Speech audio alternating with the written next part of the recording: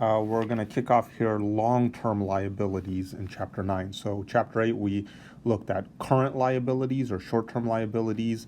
This is going to focus on long-term liabilities. When we talk about long-term liabilities, the main one for companies is really bonds, right? So companies essentially fund themselves with one of two things: issuing stock or issuing bonds. So in this chapter, we're going to cover bonds from the perspective of a company. You as the company issue the bonds, right? So you are raising money or raising capital by issuing bonds rather than stock.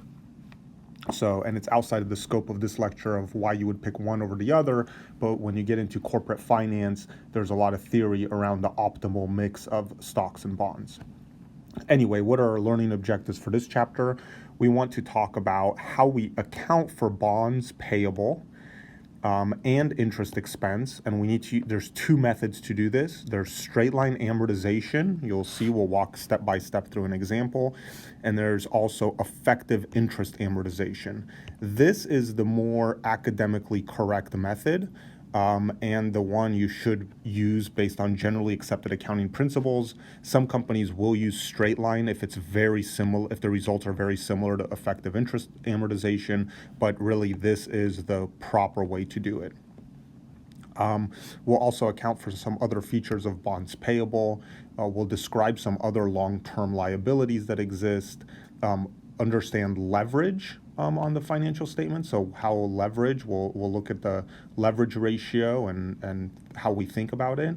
And then also how we report long-term liabilities on the financial statements. So let's dig right in. So these first two sections on accounting for bonds tend to be a struggle for students. We're going to walk through in these slides step by step on how to do this. But you may have to watch this a couple of times, so don't get discouraged if the first time around it doesn't make a lot of sense. So first we have to learn a lot of vocabulary. If you've never heard of bonds, you really have to focus on a lot of this vocabulary just to understand what they are. So a bond is a debt of the issuing company. So historically, these were paper certificates, and the certificates would have the company's name.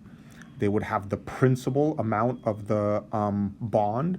This is also known as the face value, maturity value, or par value. So you'll hear this word par a lot. So this is just the principal amount, the amount that is on the certificate. There will be a maturity date when the bonds pay back the principal, an annual interest rate that are paid on these bonds, and interest payment dates. Here are some examples of bonds. A term bond would mean that all the bonds are going to mature at the same time, the same date. Serial bonds would mature in installments over time. So sometimes if you have a huge issuance of bonds, since most bonds simply get refinanced into new bonds, companies don't want to be stuck, having this huge payment due come up and then be caught in a position where it's hard to issue new bonds. So very often companies will issue serial bonds which mature over time. You can have secured bonds. Those are just bonds and debt that is secured or backed by assets of the issuer. So if the company goes into bankruptcy, secured bonds can go after the assets of the company. Unsecured bonds are also called debentures. This is a very common bond type. In fact, most bonds are unsecured bonds, also known as debentures, right? And these are only backed by the good faith of the borrower. So there's no assets behind them. If the borrower defaults, basically you'll get zero. So it's important to understand how bond prices are quoted. They get quoted as a percentage of maturity value.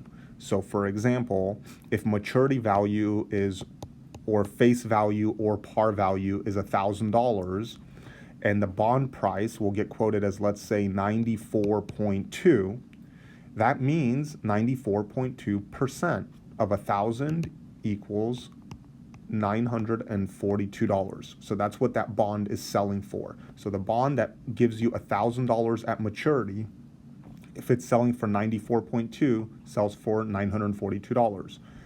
If this was a $10,000 bond face value, and it's trading at 100 and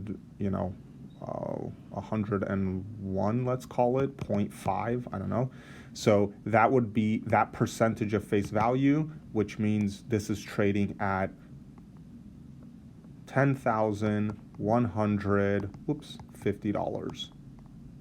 Oh, so this is $10,150, right? That's 101.5%. So hopefully that makes sense. When a bond gets issued for less than the issuing price, we have a bond discount. So it's issued below the face value, right? In this case, the amount of the discount here is 1,000 minus 942, which is equal to $58. So this is the discount. If it's issued for more, we call that a premium. So in this case, we have 10,000, well, we have 10,150 minus 10,000 equals 150. So this 150, that's the amount of the premium. So time value of money, it's a concept we're going to cover in Appendix F. We don't go very deeply into it in this class, but it is probably one of the core, most important topics that you'll need to learn in this class because it is the basis for finance. So you really need to understand the time value of money, and the time value of money is the key mathematical approach to pricing bonds. So it's a really important concept in this chapter. And we will cover it in Appendix F. It's important to know that bond interest rates determine bond prices. So bonds always get sold at market price. That's the bond's present value. Again, you're going to learn more about that in Appendix F. So stated interest rate or coupon interest rate is what's on the bond, right? On bond certificate, let's call it. Again, nowadays they don't really create certificates, but this is what's stated in the contract. The market interest rate or the effective interest rate is the current interest rate in the marketplace. So a company of this risk profile would have to pay this rate of interest to borrow money in the market. That rate of interest changes almost on a second by second basis, right? So that is kind of a first major concept in finance. So let's understand what happens. If, for example, the stated interest rate on the bond is 9% and the market interest rate is also 9%, then I'm going to issue this bond at par. I'll issue a $1,000 bond for $1,000. That's what I'll get because the interest rates match. However, if my stated interest rate on the contract is 9%, but the market interest rate is 10%, well, investors are not going to buy my bond now because I only paid them 9%. They can go and get a similar risk bond and earn 10%. So the only way they're going to buy my bond is if I sell it to them at a discount. So my $1,000 bond is going to be issued for less than $1,000. If, on the other hand, I offer 9% and the market interest rate is 8%, well, now I'm going to have a bunch of investors wanting my bonds, so that's going to drive up the price of my bonds. So I'm going to issue my $1,000 bonds, and I'm going to get a price above $1,000. So I'm actually going to get cash of more than $1,000 because so many investors want my bonds, which pay 9%, and their second best option would only pay 8%. So let's look at simply doing the journal entries if I issue a bond at par. So suppose Southwest has $100,000 of 9% bonds payable. They mature in 5 years. They're issued at par January 1st, 2018. Well, this is pretty straightforward. If it's at par and I issue $100,000 worth, that means I debit cash for $100,000 and I credit bonds payable, a long-term liability, right, for $100,000. And that's issuing bonds at par. What does the interest payment look like? So it's going to be semi-annual, meaning twice a year, in this case, January 1st and July 1st. And in this case, my entry is going to be interest expense of $4,500. How did I get $4,500? $100,000 times the 9% interest rate that's in the contract times 6 months out of the year. That's how I got that interest expense. And I pay interest in cash So 4,500 of cash goes. So that's paying my semi-annual interest. So this is going to happen twice a year, and that's how I get my 9,000 of interest. So here's the other journal entry. So this one was July 1st. This one is December 31st, right? 4,500, 4,500. Now it's maturity date, January 1st, 2023. I'm paying back the original principal of these bonds. So I pay back these bonds, my liability goes away. That's that 100,000, the issuance amount back here. And I pay them with cash. So I'm paying my bonds payable at maturity. Now let's look at what happens if I have the same $100,000 of bonds at 9% that I'm issuing, but now the market interest rate is 10%. So right away, you should see the market interest rate is higher than my contract or stated interest rate. That means I'm going to have to sell the bonds at a discount in order to entice investors to buy it, because otherwise they'll just go and buy other bonds earning 10%, right? So now I'm going to issue these for $96,150. How did that number come about? Well, this is the present value of the payments, and we'll talk about that that's in Appendix F, right? So this is the present value of all the cash flows from this bond at a interest rate of 10%, the market interest rate.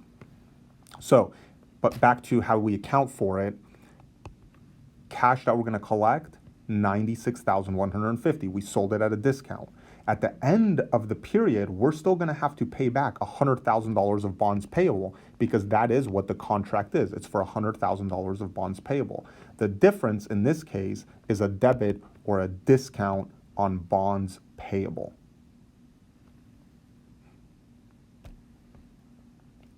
So how does this look on the balance sheet? You know, we have our current liabilities that we talked about in Chapter 8, right? And then now we have these long-term liabilities,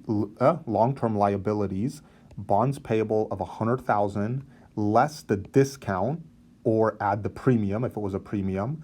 And in this case, our carrying value of the bonds, $96,150.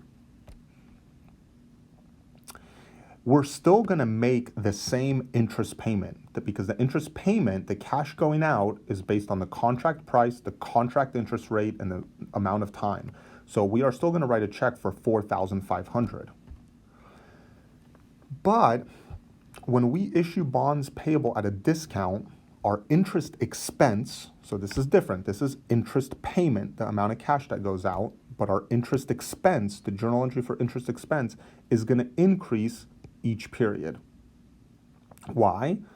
Because we are going to discount this discount, we're going to take it and amortize it over the term of the bonds. In this example, we're going to use straight line amortization. And what we do here is we take the discount of $3,850. Where did this number come from? It's 100,000 is our par value minus the amount we issued the bonds for. Remember, 96,150. That gives us the discount of 3,850.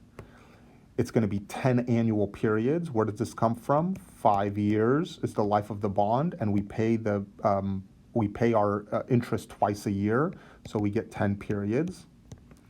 So that divided by that means we amortize 385 each period, and so our interest expense every 6 months is not going to be 4,500. It's going to be 4,885. And here's how the journal entry works. So the cash going out the door is 4,500, but the interest expense that we're going to show is 4,885, and that is made up of the cash that went out the door plus this discount on bonds payable.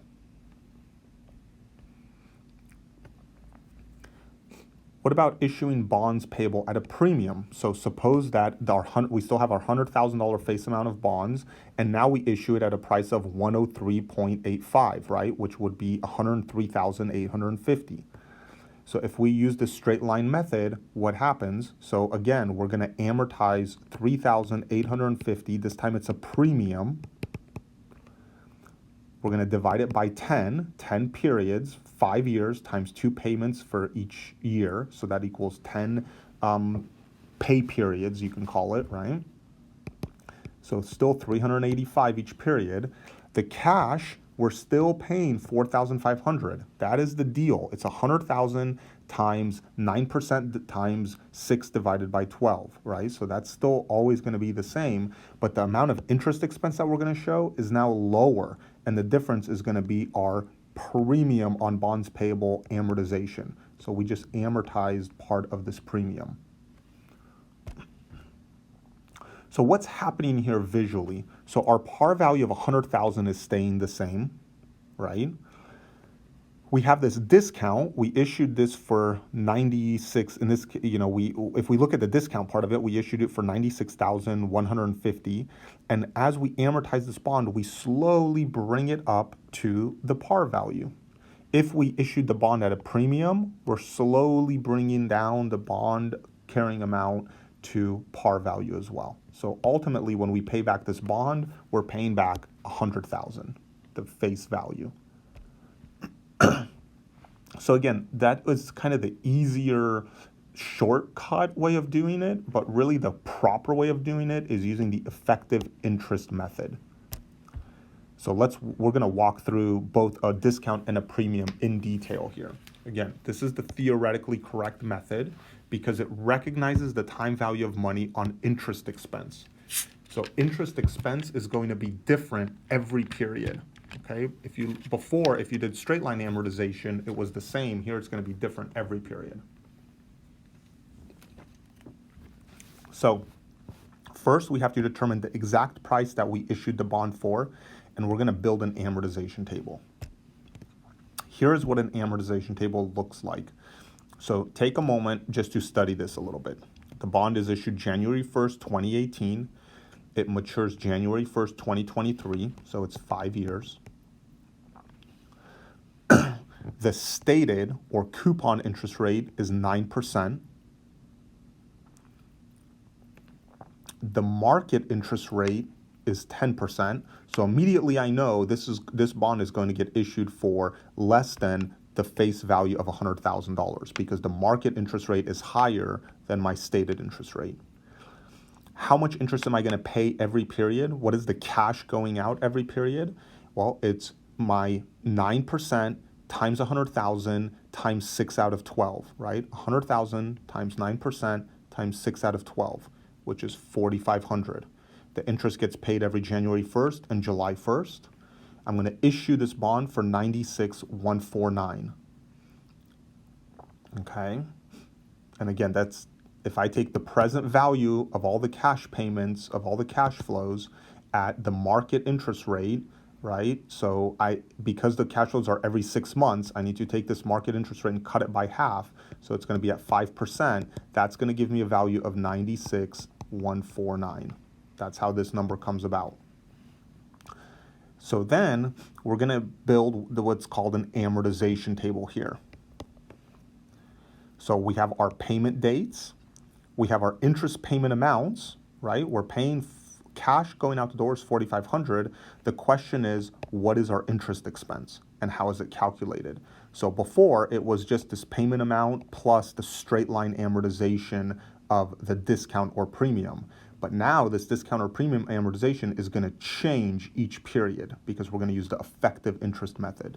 So let's just go through an example. This one, we're going to do this example. So this is this table. We're going to zoom in on some of these line items. So the bond carrying amount starts at 96,149. We need to bring it to the amount we pay at the very end. We're going to give back investors their $100,000. So this is issued at a discount. As you can see, the interest payment is fixed. This is fixed by contract, the contract that we have. It's the same every 6 months. The interest expense is going to increase because the discount, as the discount bond approaches maturity. Because as we approach maturity, the discount amortization is bigger and bigger. You see, it's growing. So that means our interest expense is actually going to grow each period. So our discount account balance here, so our discount started at 3,851 and it's decreasing. It's going to go down to 0, which is just going to make the bond carrying amount, which is just 100,000 minus the discount amount, right? So minus the earlier discount amount. This is just 100,000 minus this, minus this, minus this, right?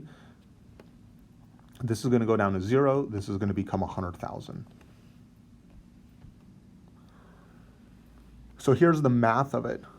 We're going to take this the most recent value, the bond carrying value, okay? We're going to multiply it times the market interest rate of 5%. So remember, the market rate was 10%, but these are semi-annual payments, so we need to divide it by 2.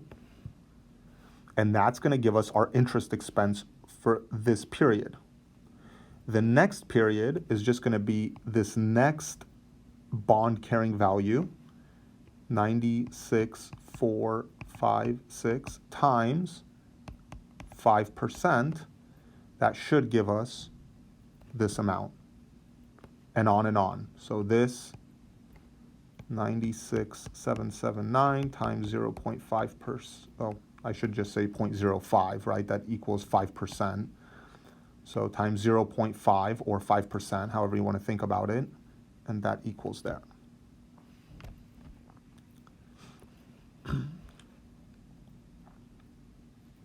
So here, the interest, this discount amortization here, this is column D, is simply the difference between this interest expense and the interest payment.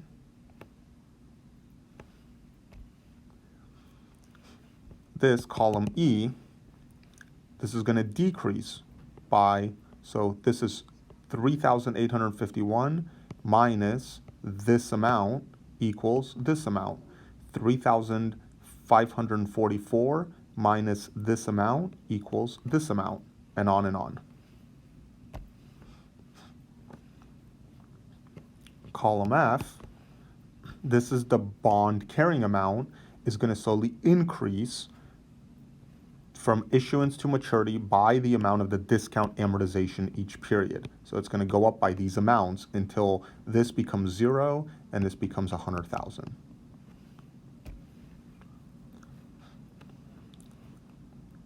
So here's another visual of this, okay?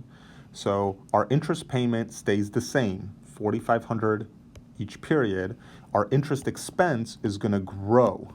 So at the end, our interest expense is $4,961, and here it was lower. In this case, we issued the bond at a discount, okay? And over time, you can see it grows, but not in a linear way. You see, it's not linear. It's kind of a curvature there, and it's going to grow until it reaches the $100,000 face value.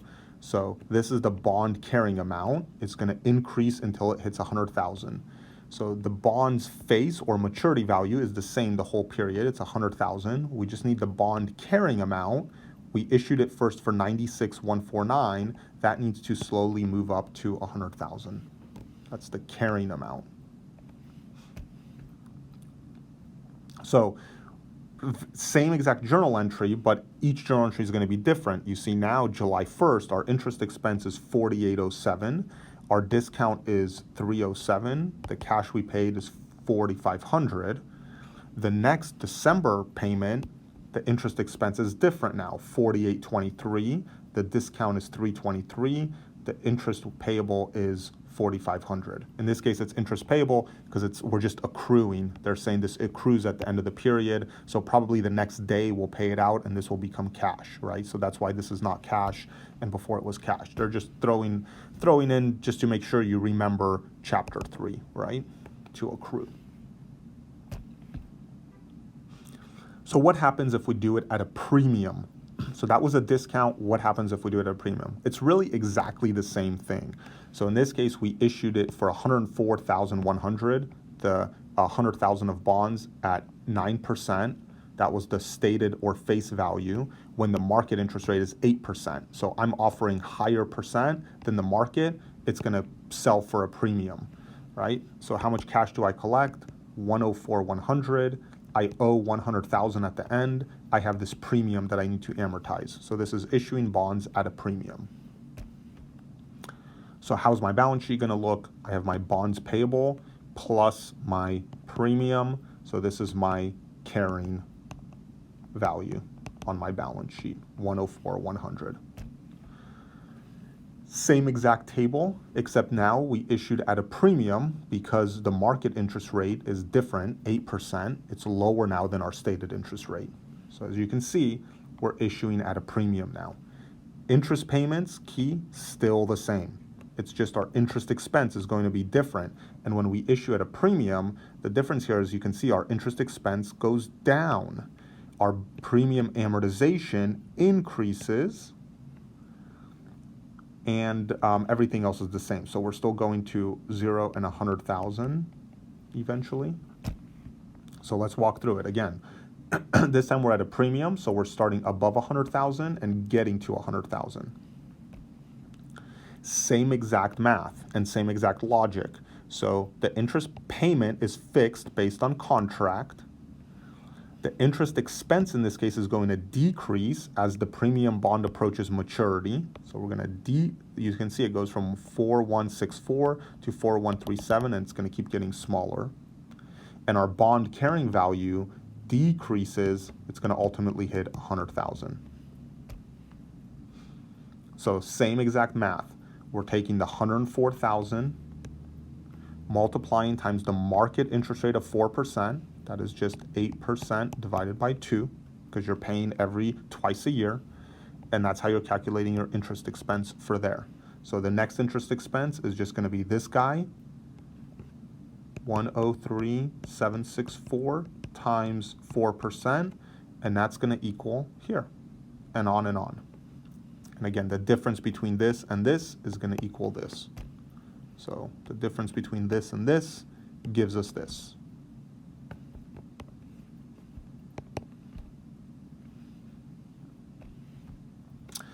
Then we're going to subtract this each period, and that's going to decrease our premium account, right? So our carrying of the premium is going to keep going down and down and down until it hits 0, meaning our bond carrying value is going to go down and down and down until it hits 100,000. Just like before. So everything is just like we did it with a discount, except now we're starting with a premium, so it's moving things in the opposite direction. And so what is our interest expense July 1st going to be? So the cash that we're going to pay out for the interest payment is $4,500, but our interest expense is lower, $4,164, and the difference is the premium on bonds payable. So we're amortizing that premium. And again, the key difference between this effective interest method and the straight line method that we did in section 1 is that when we look at the December number, it's going to be a different figure than, because right now we had 41,640 on July 1st. But when we do the December number, it's going to be 41,51.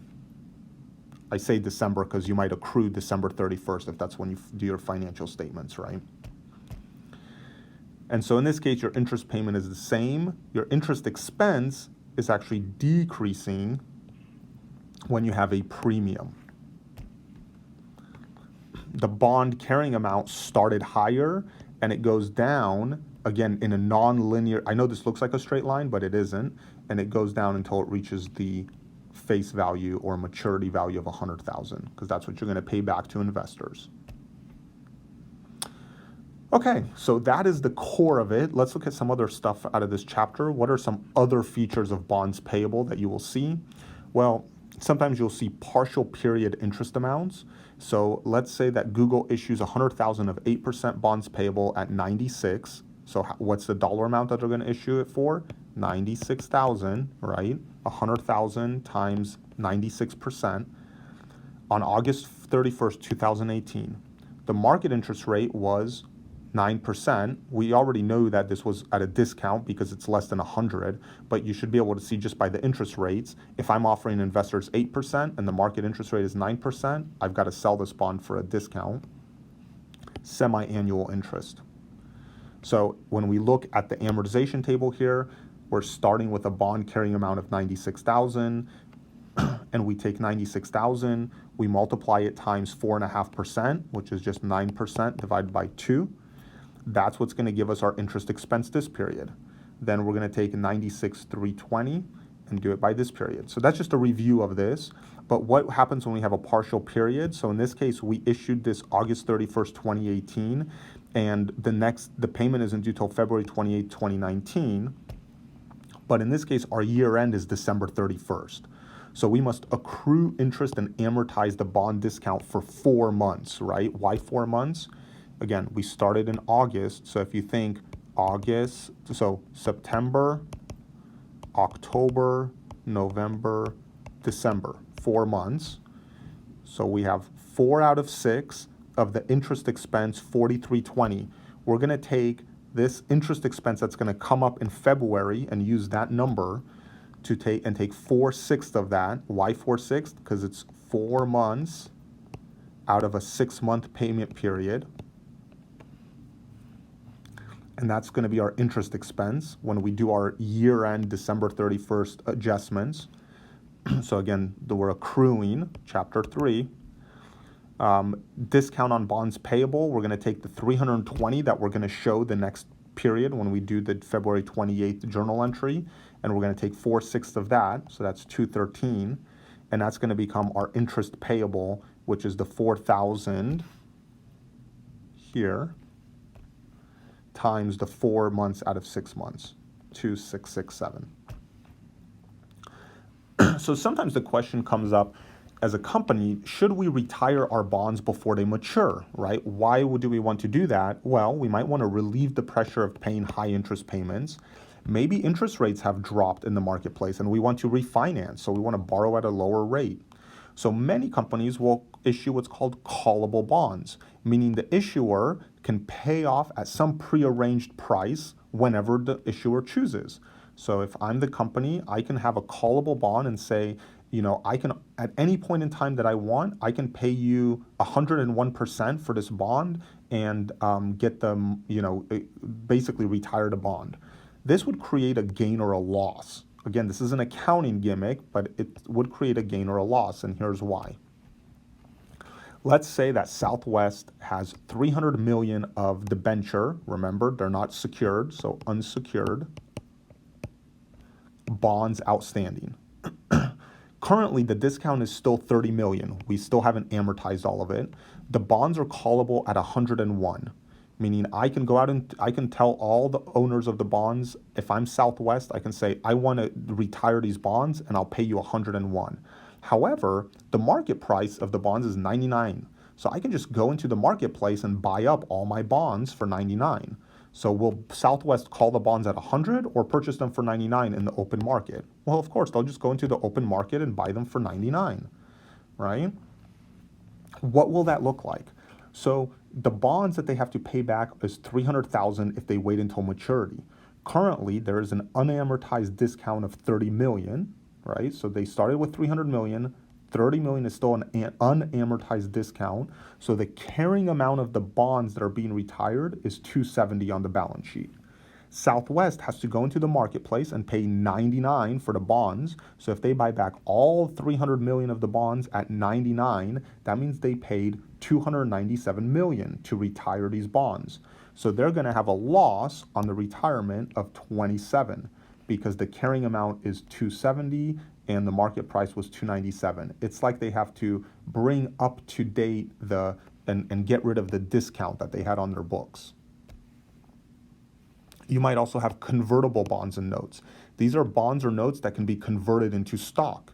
So why is this popular? Well, from an investor standpoint, you can receive interest and principal on the bonds, but you also can potentially participate in gains on the stock. So this is very attractive to investors, and because of that, investors often will take a lower interest rate. So you can issue bonds and pay less interest based on this feature. How would this look in accounting? This is a very, very simplified example, but hopefully it makes sense. So Southwest has notes payable of $100 million that are convertible. Let's say that all these note holders convert into 4 million shares of common stock, and the common stock is at $1 par. What is the journal entry going to be? The journal entry is going to be write off the convertible notes payable. This liability is gone, right? So write off the 100 million. You've issued common stock, 4 million shares at $1 par. So you need to credit common stock for that 4 million. You're crediting it at par. And everything additional is called paid in capital in excess of par for common, that 96 million. So this is recording the conversion of notes payable. And we're going to talk a lot more about par in other chapters. So let's look at some other long-term liabilities that we may see. So one deals with taxes, and this topic is more intermediate accounting, but at least we'll introduce how it comes about. So pretty much every single public company will have two sets of accounting records. One is financial reporting and one is tax reporting, because some of the rules are different and some are advantageous to tax reporting. So the two sets of records are going to be a legal requirement, right? Extra work for all of you. What happens then is you have timing differences between the financial reporting set and the tax reporting set, because you'll do some things differently for tax reporting, like depreciation method might be different for taxes than it is for financial reporting. So you're going to have these timing differences, and that can result in a liability called deferred income taxes. So deferred income taxes come from the fact that you have your income tax expense. This is based on US GAAP. This is how you're going to basically take what your US GAAP net income is, multiply it times the tax rate, and that's how you're going to get your income tax expense. But the actual dollars you send to the government, your income taxes payable, the money you owe to the IRS, is going to be based on your tax books, right? So that's going to be, which may be different. So this represents the amount of income tax that you will pay to the federal government. For basically all companies, these two numbers, income tax expense and income tax payable, will be different. And so that's how you get a deferred income tax liability, or you can actually have a deferred income tax asset too. Again, this is outside the scope of this class, but you should at least be familiar with the topic.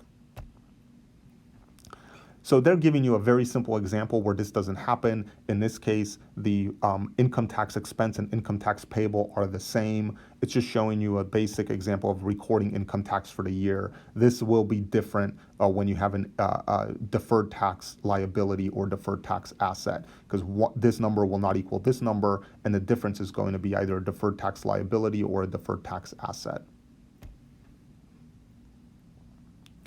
So here you go, you have your income before income tax, your income tax expense of 1,000, and so net income equals 1,500. And that income tax expense of 1,000 just comes from there. And on balance sheet, you're gonna owe the authorities $1,000. Again, this is a little bit of a bad example, but we don't go that deeply into this topic, so we're not showing the deferred tax liability and deferred tax asset potential, but just so you understand, it does exist. There are also liabilities called commitments. Sometimes you make a contractual promise to make transactions, and that creates some financial obligation for a company, right? You generally do not do journal entries for these, but you disclose them in the footnotes of the financial statements. You will also have leases.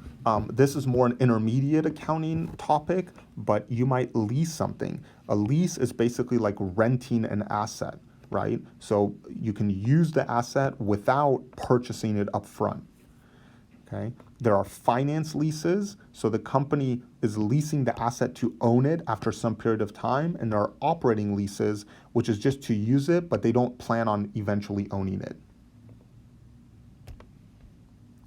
There's a whole new standard that just went into effect for leases. So again, this is outside the scope of this class, but you should know that for public companies in December 2018 and non-public companies in 2019, these new rules go into effect.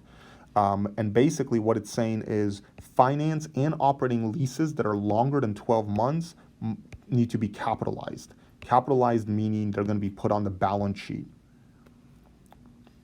The issue here is that this might significantly increase long-term debt and total assets for companies.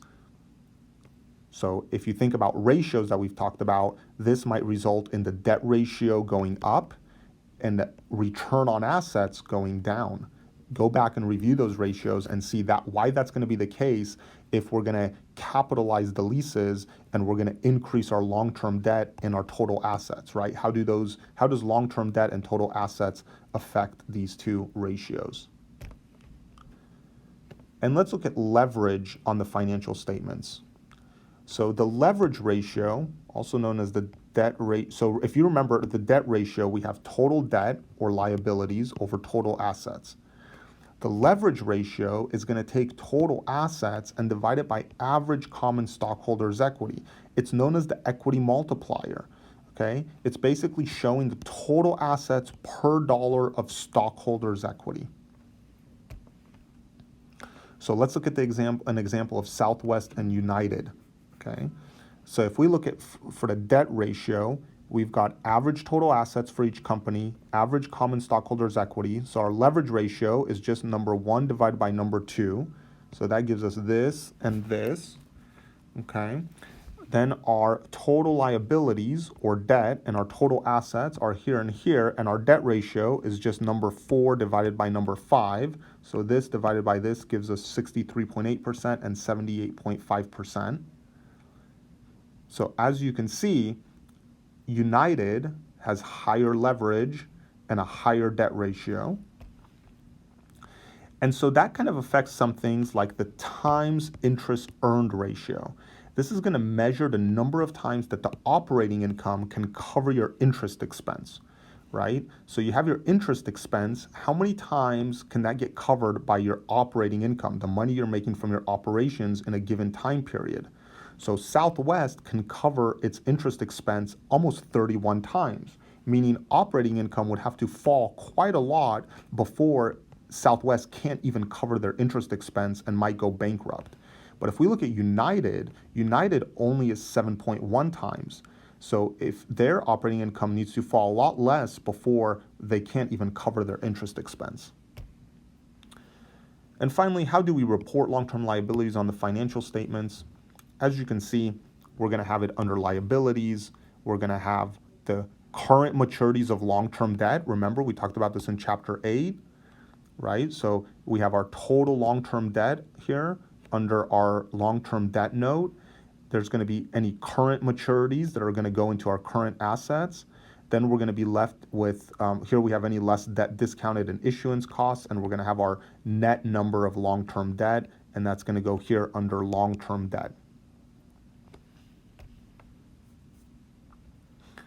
Another rule is, or kind of something that is encouraged, is the generally accepted accounting principles encourage companies to report the fair value of long-term debt. So they basically encourage companies to report somewhere in their footnotes the quoted market prices of the recent quoted market prices of their debt. And so because market prices will fluctuate, the fair value of the debt can be higher or lower than the carrying amount, right? We looked at that example of Southwest. The carrying amount was $270 and the market price was $297. Finally, in the statement of cash flows, long-term debt payments, so issuing bonds, paying back bonds, is going to go under cash flow from financing activities, right? So here you go, we're paying long-term debt and capital lease obligations, or we are bringing in cash from issuing long-term debt, right? So if we pay long-term debt, cash is going out. If we issue long-term debt, we're bringing cash in from the issuance of bonds. So it goes under financing activities in our statement of cash flows. So again, this chapter tends to be a struggle for many students. There's a lot of vocabulary, a lot of new things to learn. Take your time in this chapter, watch the presentation multiple times, read carefully, and most importantly, work lots of problems. See you in class.